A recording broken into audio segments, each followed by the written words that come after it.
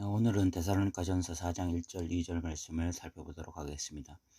원래 사도 바울의 서신서는 이 교리와 실천이라고 하는 두 부분으로 나뉘어지는데, 그런데 이 데살로니가는 다릅니다. 데살로니가는 뒷부분은 실천 부분이 맞지만 1장부터 3장까지의 내용은 이 교리적 내용이 아니라 오히려 사도 바울과 이 데살로니가 교회의 관계를 잘 보여주는 단락입니다. 이후 4장부터 이제 본격적인 권면과 실천 부분인데, 오늘 우리가 1, 2절만 다루는 이유는 이 1, 2절이 후반부의 서론 또는 도입 부분이기 때문에 그렇습니다. 1, 2절에서 사도 바울은 하나님을 기쁘시게 하는 삶을 살라라고 명령합니다.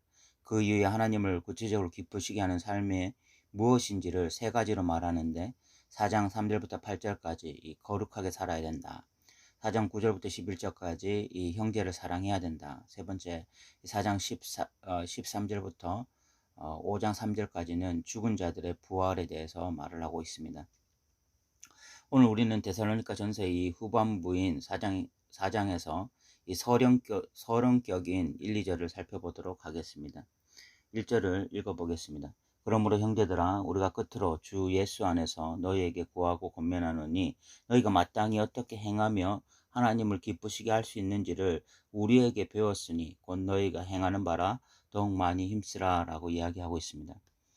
여기서 이 그러므로 라고 하는 단어는 아까 뒤를 연결하는 단어가 아니라 이제 새로운 주제를 말하기 위해서 쓰여진 단어입니다.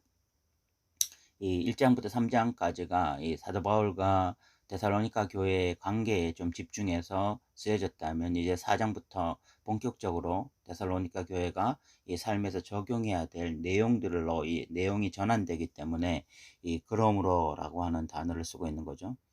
그리고 이 형제들아 라는 표현을 쓰고 있습니다. 이는 단순한 호칭이 아니라 예수 안에서 새롭게 맺어진 이 혈연 공동체를 의미하는 표현입니다.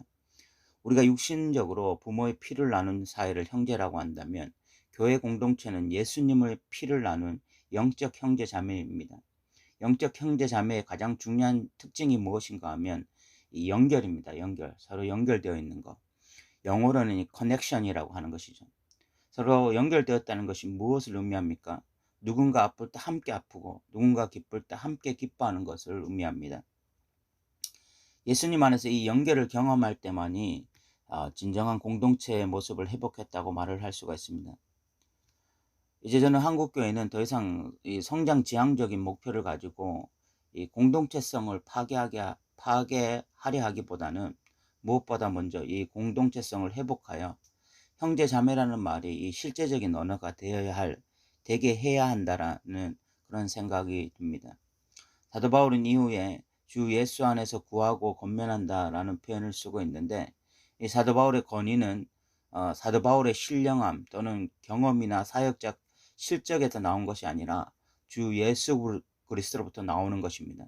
그래서 주 예수 안에서라는 표현을 쓰고 있는 것이죠. 그러면서 바울은 구하고 권한다라는 표현을 쓰는데, 이는 같은 의미입니다. 이는 간절히 권한다라는 뜻이죠. 그렇다면 무엇을 권하고 있습니까? 보면 이 4장 1절의 이 내용들을 보면 하나님을 기쁘시게 하는 삶을 권하고 있는 것입니다. 그리고 이것을 사도 바울에게서 배웠다라고 이야기하면서, 그리고 또 이 데살로니가 교회는 지금도 이것을 행하고 있다라고 이야기하고 있습니다. 행하고 있지만 사도 바울 입장에서는 더욱 힘쓰라라고 권면을 하고 있는 것이죠. 이 데살로니가 전서 2장 1절부터 10절까지를 보면 사도 바울이 그 당시 이 소피스트들과 자신을 비교합니다. 소피스트들은 광장에서 철학을 강의하고 이 사람들의 인기를 끌어서 유명인이 되면 돈 많은 후견인을 만날 수 있는 길이 열리게 됩니다.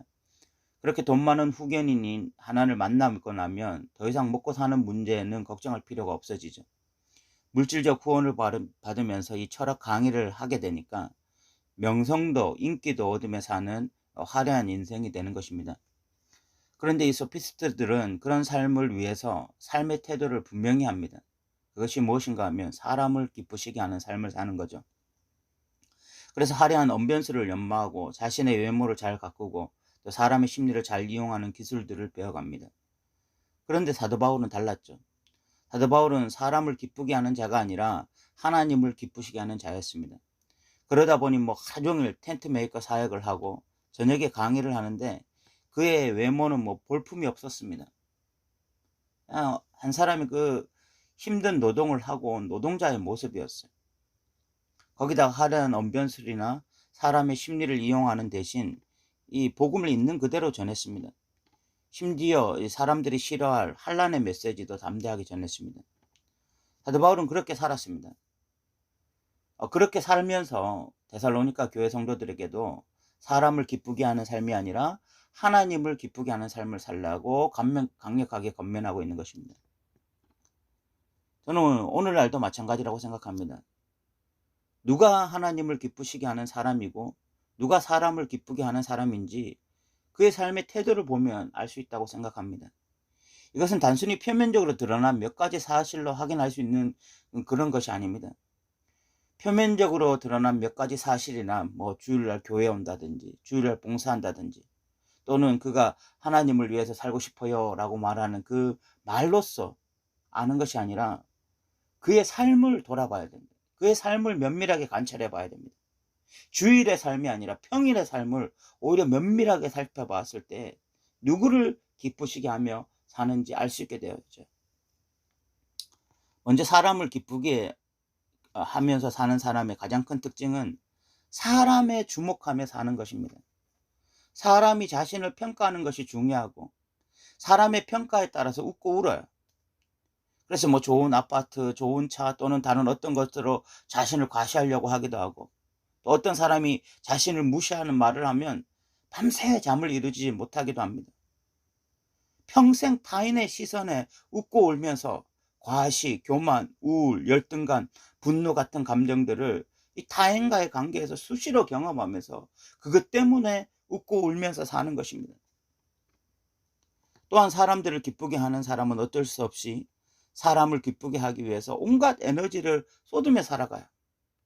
철학자들이 사람들을 기쁘게 하기 위해서 뭐 수사학이나 심리학에 능통했던 것처럼 사람을 기쁘게 하기 위해서 사는 사람은 주변 사람이나 아니면 자기 자신을 기쁘게 하기 위해서 온갖 에너지들을 쏟으면서 살아가는 것입니다. 그러다 보니까 하나님을 향해서 쏟을 에너지가 없어져요. 먼저 그의 나라와 그의 의를 구한다는 것은 남의 이야기가 되는 것입니다. 하나님을 향해서 쓸 에너지가 별로 없고 먼저 그의 나라와 그의 의를 구하는 것이 버겁다는 생각이 든다면 그는 지금 필경 사람을 기쁘게 하며 살아가고 있는 것입니다. 그러나 데살로니가 교회는 사도 바울로부터 3개월밖에 배우지 않은 교회임에도 불구하고 하나님을 기쁘시게 하는 삶을 살았습니다. 그들은 삶 속에서 무엇을 애쓰며 살아야 하는지 알고 있었습니다.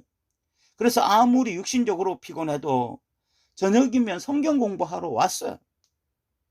그렇게 고된 노동을 하고도 저녁에 성경 공부를 하러 온 것입니다.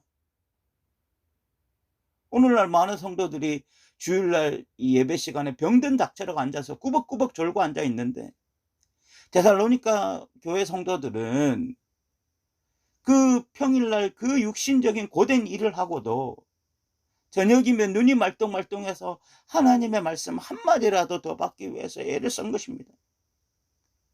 그리고 환난이나 핍박에 대한 말씀을 들을 때 부담스러워하거나 고통스러워하기보다 진리를 진리로 받아들이고 순종하는 마음을 가졌습니다.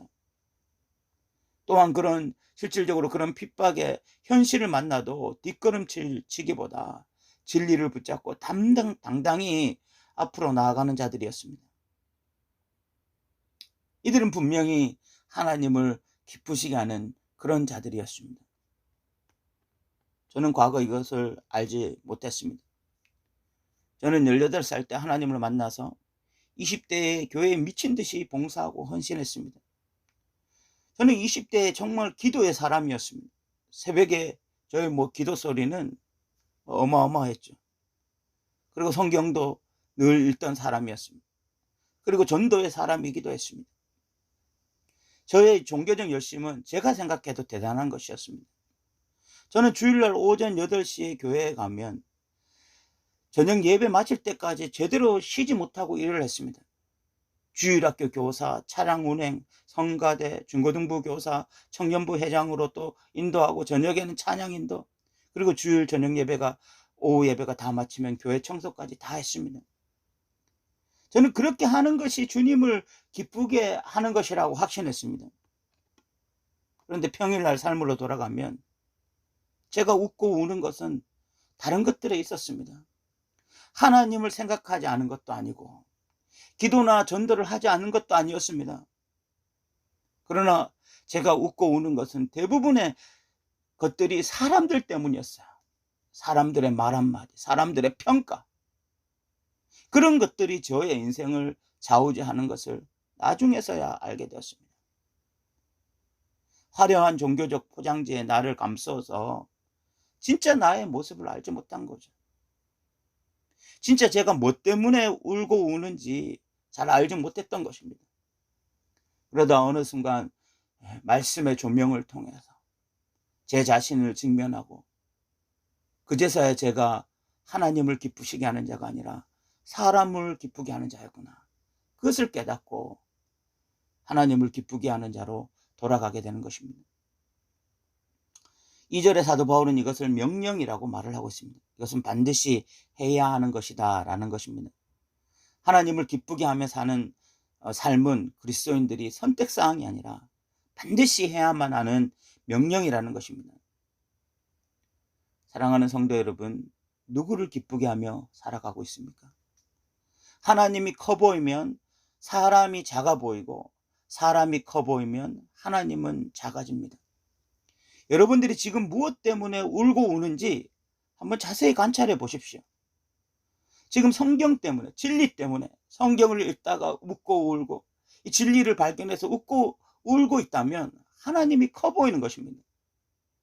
그런데 반대로 사람의 말 때문에 웃고 울고 있다면, 사람이 내 자존심 조금만 건드리면 그 상처로 3박 4일을 잠을 자지 못하고, 사람들이 조금만 칭찬하면 우쭐해져서 며칠 동안 기쁘고 즐겁게, 그렇게 사람들의 평가에 울고 웃고 있다면 지금 나의 상태는 사람이 커 보이는 상태입니다.